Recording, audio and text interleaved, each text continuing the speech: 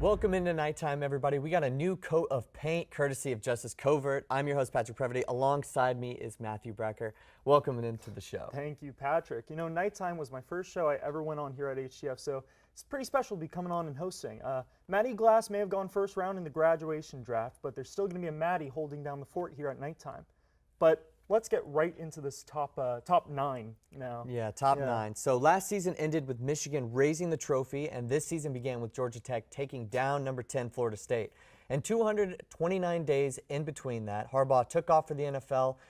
Thousands of players hopped in the transfer portal, and Deion Sanders won't answer your questions if you work for CBS now.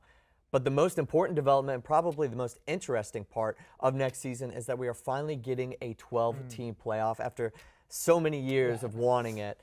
I think you can imagine that things are going to be shaken up next year, and you can thank Mike Norvell and company for us starting our rundown of the top 10 teams at an odd number. Yeah, they blew that game. Just blew it. But starting at number 9, we got the national champs, Michigan, right? Now, the main takeaway from this season is, you know, they won the Natty, right? The pinnacle of college football. But they lost a lot of key players from that national championship team that leaves me wondering how they're going to recover. Sharon Moore is entering his first season as head coach for the Wolverines. He led them to a 4-0 record in his time as the interim coach.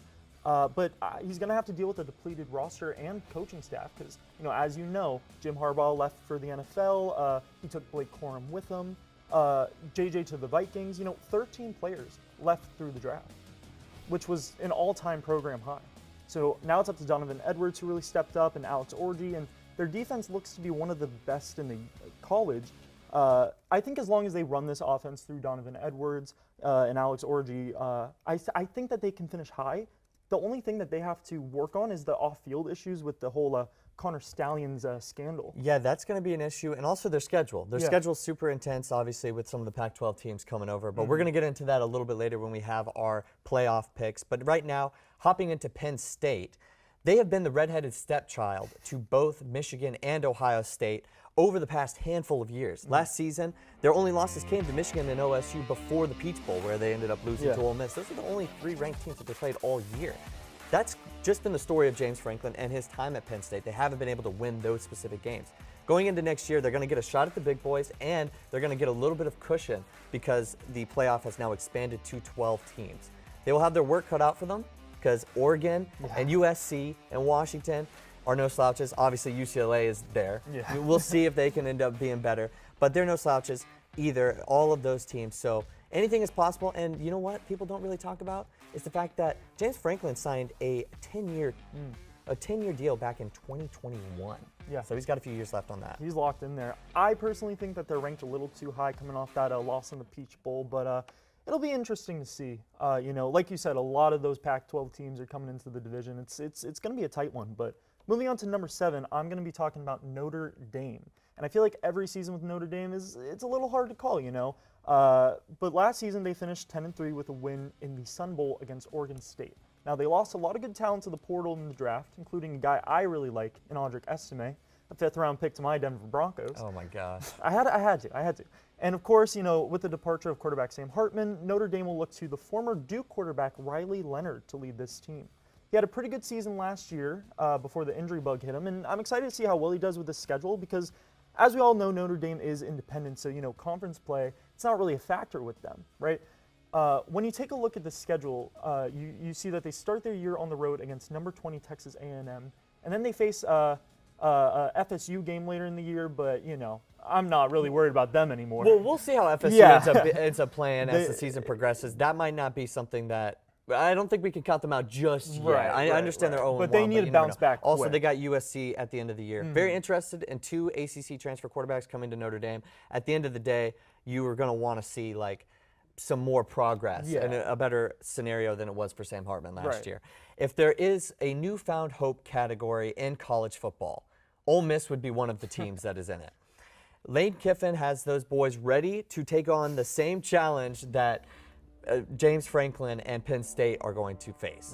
He's got them within 14 points of Georgia and Alabama during his time at Ole Miss. That was it. Only twice has he even come within 2 touchdowns against the top dogs in the SEC. Now, it might not matter because the SEC might get 3 to 4 teams in the playoffs this year, but here's a stat. They start out number 6 in the preseason poll, which is the highest since 1970.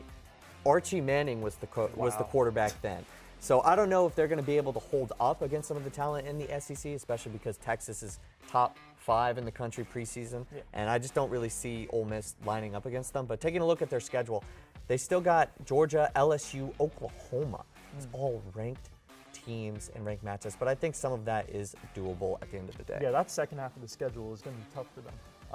You know, I feel like this hype train kind of came out of nowhere, but, you know, I'll hop on board. I really like what I see out of this Ole Miss team. And like you said, highest ranking since 1970. That's kind of hard to believe.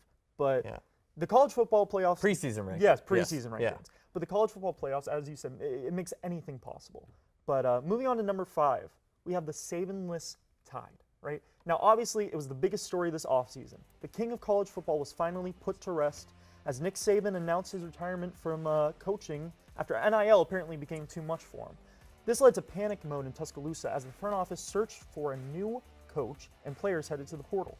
Now, they got their guy in Kalen DeBoer, who led Washington to a trip to the Natty, but just came up short. But the damage is already done. Alabama lost a ton of key players through the portal, like Isaiah Bond, known for his heroics on 4th and 31, and Caleb Downs, who was one of the best freshmen and safeties in college football last season. Now, thankfully for the Tide, they keep Jalen Milroe, who's looking to lead Bama back into the playoffs after their SEC championship game victory. Alabama, I think they have a tough schedule as the SEC is loaded with talent this year, especially since Texas has entered that conference, but which is good for us in the Big 12, but bad for them. Yeah. Alabama will face Georgia early this year, and all eyes will be on Kalen DeBoer, who he has a 104-12 record, right? So he wins games, but he's going to have to try to fill these shoes. I think he can. We'll see. Transfer portal can make and break you, but he'll have his work cut out for him at Alabama. Now we're going to move into the newest cream of the crop in the Southeastern Conference, the Texas Longhorns. Yeah. Last year's semifinal losers were officially back in 2023. This season, they welcome back Quinn Ewers, who is one of the best quarterbacks in the history. Or in the country, excuse me, but the expectations are a little different with their season. Their win total is set at 10.5. If you had said at this time last year that they were taking them to 11 wins in their first season in the SEC, I think Benny would have called you crazy, but this year not so much. Yeah, I don't know how I feel about that. I think maybe I'll take the under on that, not by like a ton, but I think they can maybe rack up 9 or 10 wins. I mean, the SEC is just crazy this year, and realignment is, you know, insane. But speaking of realignment, I want to talk about the newest member of the Big Ten at number 3, the Oregon Ducks, right? Now, Oregon faces a program-defining season this year, their first year in the Big Ten, after leaving the Pac-12 in shambles. After a pretty successful season last year, lost to Washington in the Pac-12 championship game, but a pretty dominating win in the Fiesta Bowl, a lot of players decided to hit the road. Bo Nix and Troy Franklin got drafted to the Broncos, where they would eventually win 10 Super Bowls. Along with 6 other Ducks, they would go pro. Now, Oregon was able to fill some of these roster spots, including former UCF and Oklahoma quarterback Dylan Gabriel, who I like his game a lot, right? I think he's one of the best quarterbacks in the nation. And I think he's gonna lead Oregon to at least a Big Ten championship appearance. You know, taking a look at the schedule, I think it suits them really well. It's definitely possible for Oregon. I mean, they have Ohio State and Michigan State, so they're in a similar spot that Penn State is at, but at least they don't really seem to play any of the teams from the previous Pac-12 outside of UCLA on there after taking a quick look. But we'll see. Dylan Gabriel is the guy for them, and he's been around long enough, so we'll have to see how good he can be. 2023 marked the 3rd straight year that Ohio State lost the game against Michigan. Now this year, with the departures that Michigan has had, plus the potential cloud of punishment from stealing signs, you got to think that this has to be the year that OSU gets back on track. Kyle McCord is out, Will Howard is in, and for the most part, they are the most veteran team in college football. Ryan Day will try to win his first national championship as head coach, and can you believe it's been a decade since Zeke and those boys won it all back with Urban Meyer? I looked at that the other day and I was actually shocked, but they got a good shot at it this year. And when we take a look at what they did last season, I think we can kind of tell that this team is capable of making a run at the national championship. It's just about getting over Michigan. Yeah, I'll say this. I feel like it's been a decade since Zeke's even been relevant, or Meyer.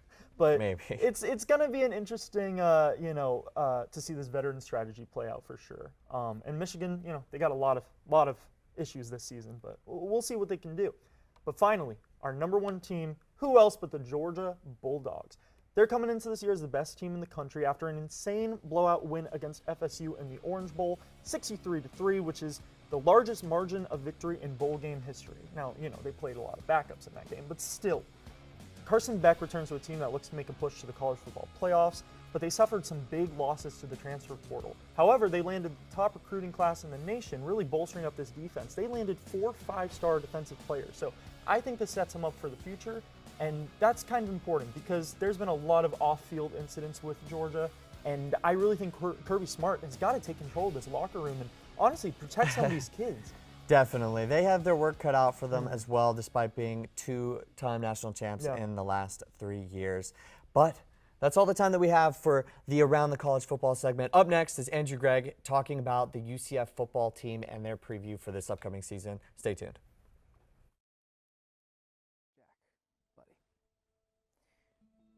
Why are you here?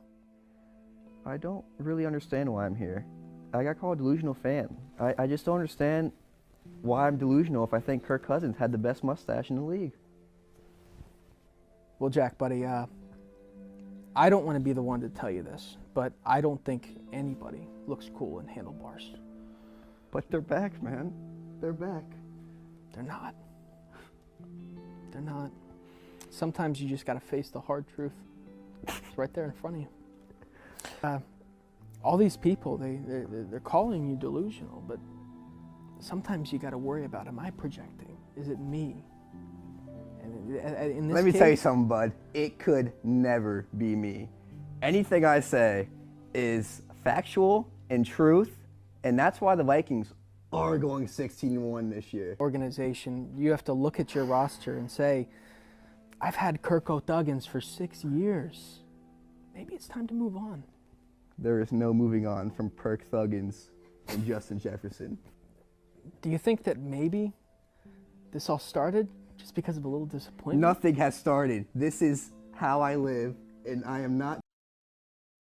Patty B alongside Patty P, and we're going to be talking about our UCF Knights season with HTF Bets host Andrew G.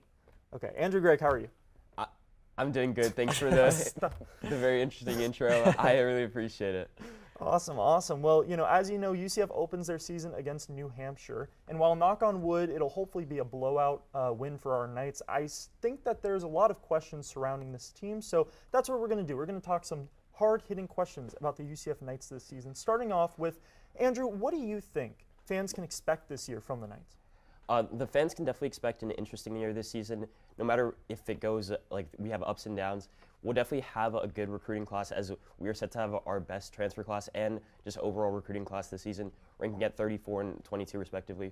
We also have transfer Penny Boone coming from Toledo, who had a 1,400-yard rushing season last year. So no matter what, our offense will be explosive. Our defense is set to hold it down as they usually do. So I think fans can expect a lot this season, even if it goes awry, because we do play in a very hard Big 12 conference this season. So you've mentioned how difficult the Big 12 is, and just in case things go awry, what do you think the ceiling and the floor is for this UCF football team? So I definitely think the ceiling in a Big 12, where it could be extremely difficult, but we are with the new additions like Arizona, Arizona State, Utah, but there are chances where some of these teams fall off, and I'd say a Big 12 championship appearance with maybe 10 wins and out-of-conference loss, and a Big 12 loss is definitely not out of the picture. Although with our floor, teams like Arizona State, Arizona, Utah, we played them the last 3 weeks of the season, so those are 3 hard teams, and they're losing to any of those 3 teams wouldn't be a surprise. So there's definitely a floor of maybe even missing out on a bowl game, although that would be like the absolute floor, I think, maybe 5 wins at the absolute worst. I think that a Big 12 championship appearance is not out of the cards for UCF this season. Yeah, that's my ceiling and floor too. I think that's worst case scenario is missing out on a bowl game. I don't think that's going to happen, but last season we won 6-7 with a loss against Georgia Tech in the Gasparilla Bowl. People have been wondering, how hot of a seat is Gus on? So I think that if this was 10 years ago, the seat might be a little bit hotter because of the culture around bowl games. Now that bowl games aren't as important, a lot of star players don't play in them, but I think that the seat is warm-ish, if you want to put it on a hotness level. He definitely has great recruiting classes and is amongst the best head coaches we've ever had for recruiting. But overall play on the field, I think we'd like to see a little bit more. Having a losing season last year isn't great, and I think fans are ready for, in a Big 12 conference, for us to have our first winning season. So. Yeah, one of the most important things about whenever the AD or anybody else is evaluating the head coach is definitely the transfer portal class and the recruiting class. Gus Malzahn has definitely shown that he can do that. Andrew, who is your favorite newcomer for the UCF Knights? So as I mentioned earlier, we brought in running back Kenny Boone from Toledo last year, and he had over 1,400 rushing yards as well as over 200 receiving yards to add to that total. He's one of the most explosive running backs in the league. He can outrun you, but he can also run you over. So having him as an addition to RJ Harvey in that backfield gives us a 1-2 punch like probably no other team in college football. And we're bringing back 2 of the top 10 returning running backs from last season. So I think that Penny Boone is definitely somebody to look out for this season as the UCF Knights hopefully are set to have a good season in the Big 12. Yeah, I really like that backfield duo there. I think it's going to be a really great addition to the team. But another great addition to this team is Arkansas transfer quarterback KJ Jefferson. Now, Andrew, what do you think fans can expect in his season with the UCF Knights? So KJ Jefferson is coming off a season where his worst season at Arkansas. He didn't start his first 2 seasons, so besides those, in his 3rd season starting, he was set to like make a bigger leap than he had his first 2 seasons, coming off of 2,500-yard passing seasons, 25 passing touchdowns, as well as less than 5 interceptions in each of those seasons. But he regressed a little bit, whether it was injury concerns or just a lack of weapons at Arkansas. His 3rd season was not anywhere close to his first 2 seasons, with over 8 interceptions, as well as only 2,100 passing yards, which was a career low for him. I think that he's set to bounce back in a bigger Big 12, like a less good Big 12 as opposed to the SEC. And in his first season, I think he's going to be set to make a splash in Gus Malzahn's offense. Okay, last question, and this is for everybody in the studio here. What is your favorite game of the season, or the game that you're looking forward to the most?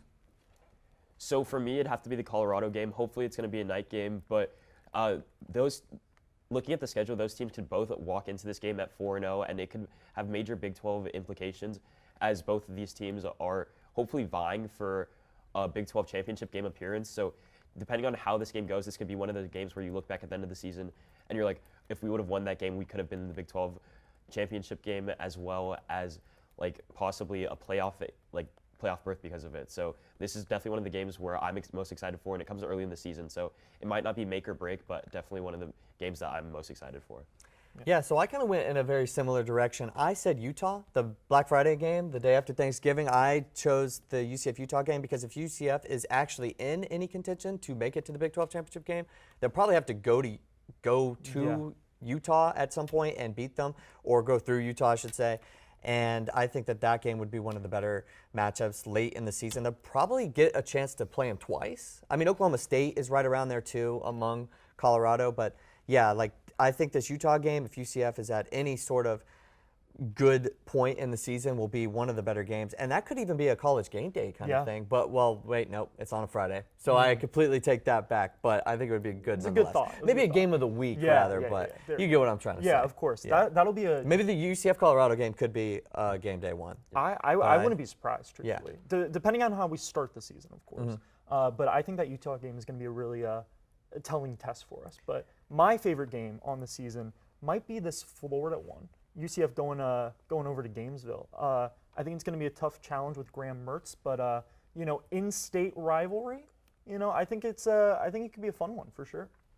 Yeah, I think that UCF-Florida game is something that a lot of UCF fans are going to travel for. And they play again, I think, in sometime in the 2030s. So this is pretty much like the last shot that all of us get as students to go and watch that game. But that's all the time that we have for Andrew Greig. Thank you so much for showing up and answering some UCF football preview questions. Next, we're going to be showing our 12-team playoff brackets and pretty much dismantling it. That'll be up next. So, Tyler Brown, right? It says in my notes you're an Oklahoma fan. That is correct. So, let me ask you, bud. Is Texas back? All right, I put on a brave face a lot, but this year, I'm really scared that they are, man. Okay, they just beat Alabama. They're gonna be top 4 in the rankings, and last year, they beat us 48-0. Yeah. it was humiliating. We're the Oklahoma Sooners. We were the best ever. We were talk of the town. We had Baker, Kyler, and Jalen 3 years in a row. And now, are we good? I don't know. We haven't won a national title since 2000. We're number 18, I think, and nothing matters, dude. Sometimes we build up these walls thinking they're impenetrable. But sometimes you have to knock these walls down to build up bigger and stronger ones. And you got to be tough through that. It's hard being an Oklahoma fan at this time, but grass is always going to be greener on the other side of the hill, buddy. Is it? I cannot live through a Texas national championship. I can't. I'll never recover. Do you want to talk about Lincoln Riley? What'd you just say to me?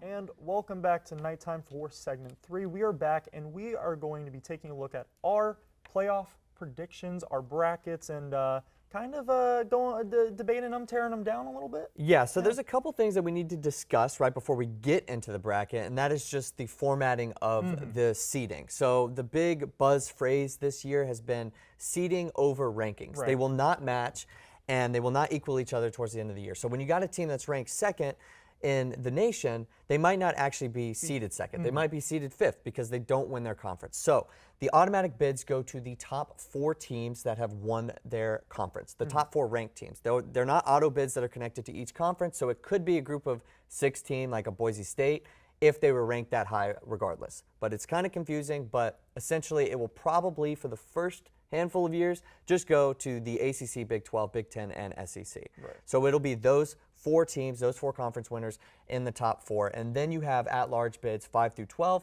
and 1 is guaranteed to that group of 6 teams. So it'll be, like I said, Boise State or Liberty or whoever else. So with that being said, this is what I tried to formulate for this upcoming season. I have Texas as number 1.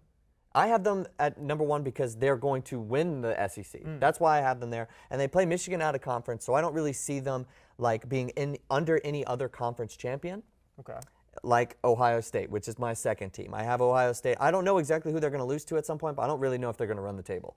They have a tough schedule, but I think them being a one-loss team will probably put them ahead of the ACC champion or the Big 12 champion. I have Miami at number 3. And I think that that's because they'll beat Clemson on their way to the ACC championship game. I have Florida State completely out of this bracket. If you would ask me, last week, I probably would have had Florida State here at like number 4. But I took that off because that's just simply, it's just too much for them having lost to Georgia Tech, getting a conference loss. That's just too much in week 1 for me. And then I got Utah at number 4. I think they do win the Big 12, and I think at the end of the day, you're not really thinking anything much outside of Utah for the Big 12. In my own opinion, they got Cam Rising coming back, 7th-year man, been in college for as long as it seems like anybody in this studio has been alive for. I think that's a veteran QB that you're going to want to get behind if you're picking these games. And then I got Georgia at number 5 because I think they lose to Texas in the SEC championship game. I got Notre Dame at 6 because they got a really easy schedule, and I think that they'll probably go undefeated if they beat Texas A&M in the first week. And then I got Ole Miss, Oregon, Penn State, Alabama, Clemson, and Boise State. I like it. I think you got a couple things wrong there. I don't think that Texas is going to win the SEC. Not like I'm leaving them out of the college football playoffs. I just think that Georgia is going to take that. I do agree, Miami. I think that they're going to win the ACC. I think that this is their season for sure. And I agree, Notre Dame has a very favorable schedule. So I think that they can go far this season. Undefeated, we'll see. I left Clemson out, actually. I was surprised that you left Clemson out because when I look at your bracket, you only have 1 ACC team in. Yeah. You have 2 Big 12 teams in. Yeah. Correct? You have Utah and Oklahoma State. Do you have Utah playing Oklahoma State in the Big 12 championship game? I do. I think that they are. I think it's going to be the 2 of them at the end. I think Utah is going to be ranked high enough where a loss there won't really hurt them. But let's just go through it, right? Yeah. Georgia at number 1. I think that this is pretty obvious. I think that they're going to not. I think they're going to run the SEC with some challenges. And I have them at number 1, like up until that SEC championship game. I'm just putting my faith in Quinn Ewers, but Carson Beck isn't a bad option either. Yeah, I like Quinn Ewers. So I'm on the same page that Georgia's going to be good. Call, yes. But number 2, I have the newcomers to the Big Ten, Oregon, at that spot. Number 3, like we said, Miami. Number 4, Oklahoma State. You forgot about Ollie Gordon. Ollie Gordon is one of the best running backs in the country. I think R.J. Harvey is better, but that is a story for another time. Alabama at number 5. I think Jalen Milroe. So yes. One more question. I'm putting you on the spot here. So you have Alabama at number 5. Yes. Yeah. So would they have a loss to Georgia in the SEC championship game, or is that Texas? And then if it is Texas, why are they below Alabama, who didn't make it to the SEC championship? No, game? I think it's Georgia and Alabama there in the SEC championship game. But I mean, they favor Alabama. Alabama will be on this list. Maybe not at 5. Maybe not at 5. But look, see, I wanted to put them there because let me cook here, okay? Okay. Texas at number 6. I love Quinn Ewers. I really do. Notre Dame at number 7, because like I said, the schedule. But look at this. Look how perfect it plans out. Michigan at number 8. Ohio State at number 9. That would be the game in college football history, right? Maybe one of the biggest rivalry games. The first Michigan-Ohio State game in the college football playoffs would be insane, right? So maybe it's and we've been waiting for that for a few years now because they've essentially been a playoff game in years past where it's just deciding who's going to beat up on Iowa, Northwestern, or Wisconsin for the Big Ten championship game. So I see that. And it's also not so ridiculous because you have Oregon winning the conference, so it's not something that's so unimaginable. Now, you are missing Penn State here. Yeah. Now, I'm not going to sit up here and say, I think you need to have Penn State in your top 12. I think it's a tough call. Yeah, They're a bubble team it is for a tough call. I think that's a team that I could see getting over a team like Ole Miss because you got Ole Miss right now being the 4th best SEC team. Is the 4th best Big Ten team better than the 4th best SEC team? You have it like that. I have them both in. Yeah. But I think we're just going to see how it plans out. Yeah. It pans out. I guess so. So when you look at mine, is there any other things that you think jump out? I have Notre Dame at 6. You have Notre Dame a lot lower on yours. Not a lot lower. I have them at 7. Oh, I thought you had them at 8. No. Okay. So you have them Michigan. 8 or 9 Michigan? No, 8 and Ohio State? Yes. How could you rank any of those teams under, if they lose in the Big Ten championship game, under an undefeated Notre Dame? That is a good point. That's what I'm asking. Because I don't have. I want to see them in a playoff game. That'd be fun. Look, I'm trying to cook with the storylines. Okay, we have one more huge difference before we get into the game of the week. Oregon. You have them winning the conference. I have them nowhere really near that point. Yeah. I think that their schedule is still pretty tough. You got Michigan's schedule, which is just ridiculous. But Oregon, too. You really trusting everything in Dylan Gabriel? I do. And I wish he stayed at UCF. I really do. I think that they have a lot of weapons. I think that they have a lot of tools. And I think that they have a pretty favorable schedule. They play Ohio State at home. Their only biggest challenge is Michigan on the road. So I think they can do it. Okay, really quickly before we get out of here for the day, USC, LSU, game of the week, pick 'em. I was really, really bad last season with my pick-ems. I think I went like 2-10 maybe. Oh my God. Yeah, no, it was really bad. It just ended like that. I have no idea. It was college basketball, so you have to give me a second. Fair. Who do you got, LSU or USC? I have USC.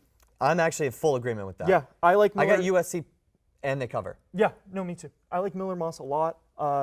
Backed up Caleb Williams for a while. I think he's got a good arm, and I think they got some good pieces to take down LSU. I like the game of Mississippi State transfer, running back Woody Marks. Give me USC 31-27. Okay, I don't have a pick, and I don't know if that means that they cover.